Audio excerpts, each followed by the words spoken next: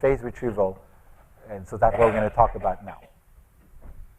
This is work with a different group of people, Jonina Eldar, Thomas Stromer, Vlad Vorninsky, and Zhao Dongli. All right, so just to motivate the problem, I'm going to introduce X-ray crystallography. It's a right place to talk about X-ray crystallography, Cambridge, which is a method for determining the atomic structure within a crystal.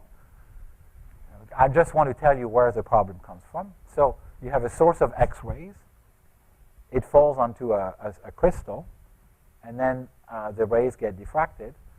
And so you collect the light over here, the diffraction pattern, which I can represent here. You form a collimated X-rays, right? They strike your crystal. The crystal diffracts the rays. You get a diffraction pattern. And out of the diffraction pattern, you want to recover the structure of the crystal. That's X-ray crystallography, extraordinarily important area of science. If you look at Nobel Prizes in physics and chemistry, already 10 for having to do with X-ray crystallography, already 10. An important one is this one. Okay, we're in Cambridge. Watson and Crick, perhaps the most important scientific discovery since World War II, the double helix structure of the DNA, was made possible because of exquisite X-ray photographs taken by Rosalind Franklin, also from Cambridge, who did not get the Nobel Prize. Only Watson and Crick got the Nobel Prize, but they were able to infer the double helix structure from her exquisite pictures. All right, so what is a phase problem, the missing phase problem here? It's a very simply stated problem. We have to deal in physics with the fact that detectors can only record intensities of diffracted rays and not their phase. So I can only take magnitude measurements. And what that means, it means that, well, when my beam strikes the crystal, it gets diffracted. Because the wavelength is short, the electrical field away from the crystal is immediately the Fourier transform because of the Fraunhofer diffraction. We're in the Fraunhofer diffraction regime. And so the electrical field immediately after the crystal is this, the Fourier transform of the crystals. That's what it is. Okay? But I cannot measure it. I can only measure the modulus of the Fourier transform. So what I get is I don't get to see the phase, I just get to see its magnitude. And the phase retrieval problem is this inversion problem. Is you give me the Fourier transform, you erase the phase, you just keep the magnitude, and I'm asking, what's the object? Or what is the phase? Can you please recover the phase for me so that I can invert the Fourier transform? So that's a problem, the Fourier problem, the phase retrieval problem. Okay, and the phase is extremely important.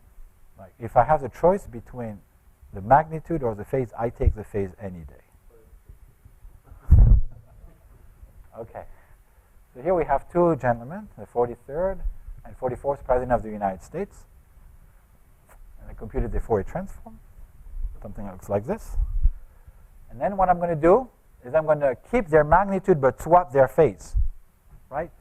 So Barack keeps his magnitude but gets the phase from George. And George keeps his magnitude but gets the phase from Barack. And then I invert the Fourier transform. Okay? Every physicist knows this. There is much more information in the phase than in the magnitude. All right, so it's been known for a long time that knowledge of the phase is critical to build electron density map. And in fact, as I said, there was a time where if you had a good algorithm for phase retrieval, you would perhaps get a Nobel Prize. And that's what happened to Ahab, Mann, and Carley, who used very specific prior knowledge about the structure, the fact that we have a few diffraction, a few Bragg spots, to recover structure, and they got the Nobel Prize for chemistry in 1985. Okay. All right, so what's great about phase retrieval is that's a problem that becomes more and more modern, even though it's a 100-century-old problem. This is the first X-ray photograph ever taken by a wonderful physicist, Röntgen, 1895. First Nobel Prize for physics. And what you see is a hand of his wife wearing her wedding band. And now people are trying to use the same principle called X-ray diffusion imaging to image exquisite things like macromolecules, protein complexes, and so on and so forth. And where I live, there is a SLAC, which perhaps people have not heard about. But at SLAC, they have very ambitious experimental apparatus at the moment where they're trying to essentially image large protein complexes for drug design and other things. And so what is happening is what you've got is you have a cannon that is dropping these molecules in front of a high, ultra-short, super high energy X-ray laser pulse that is going to illuminate this molecule, collect the diffraction pattern. It's so high energy that the molecule will blast, will explode. You collect the diffraction pattern just before it explodes, and from this collection of diffraction patterns, you wish to recover the 3D structure. It's very hot at the moment, this field, and we're starting to work with them. We have started discussions with them. And so the goal is to recover large 3D protein complexes. Okay, so X-ray the phase retrieval problem is very useful to image the very small, like crystals, molecules, and so on, but also the very large. It has many, many applications. So I don't know if you know, but Hubble telescope used to be blind. And then using phase retrieval algorithms, people were able to correct the optics, the aberrations in the optics of Hubble, and to make it see again. And so James Feinup here played a very important role. Okay, so you don't get to see the phase. This is a very dramatic problem. So you don't get to see the phase. You only get to see the magnitude. And so what do people do? So this, I'm just going to give you a very quick background. When you don't get to see the phase, so what you're going to do is you're going to try to get more magnitude measurements to mitigate the effect of not having the phase. So if I have a signal which is compactly supported in the spatial domain, then the Shannon sampling theorem says that I can sample it at the Nyquist rate without information lost in the frequency domain. But because I don't observe the phase, what people do, and that's really the way of doing this, what people do is they sample it at a higher rate, so they collect more data than Shannon would say you need in an effort to mitigate non-uniqueness. And so, well, for 1D signal, it's not really helpful.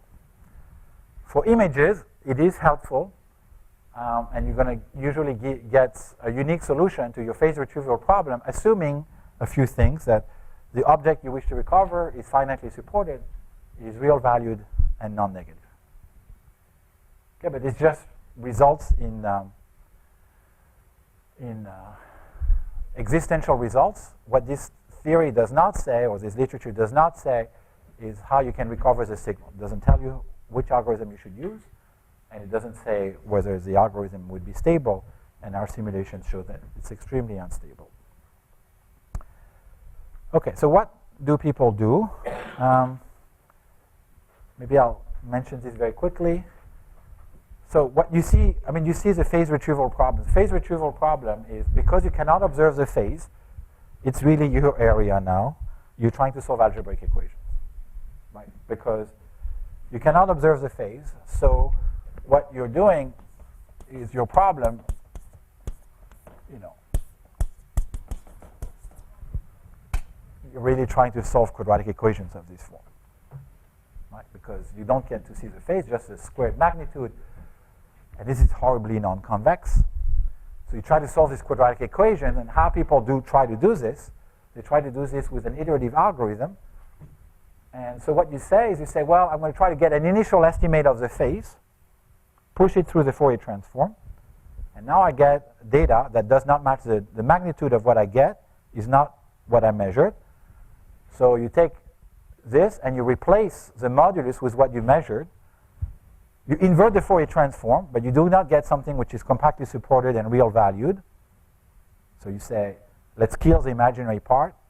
Let's kill what leaves off support. Invert the Fourier transform and loop like this. Okay, you project in data space, you project in object space, project in data space, and so on. and it doesn't really work well. Sometimes it works well, sometimes it does.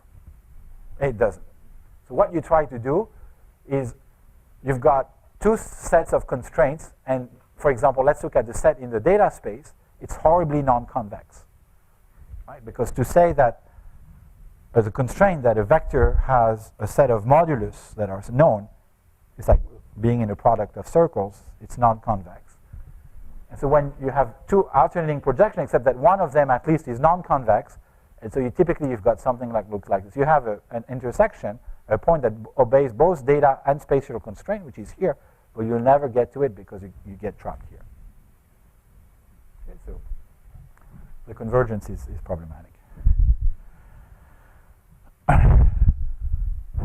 Okay, so how can we do phase retrieval back?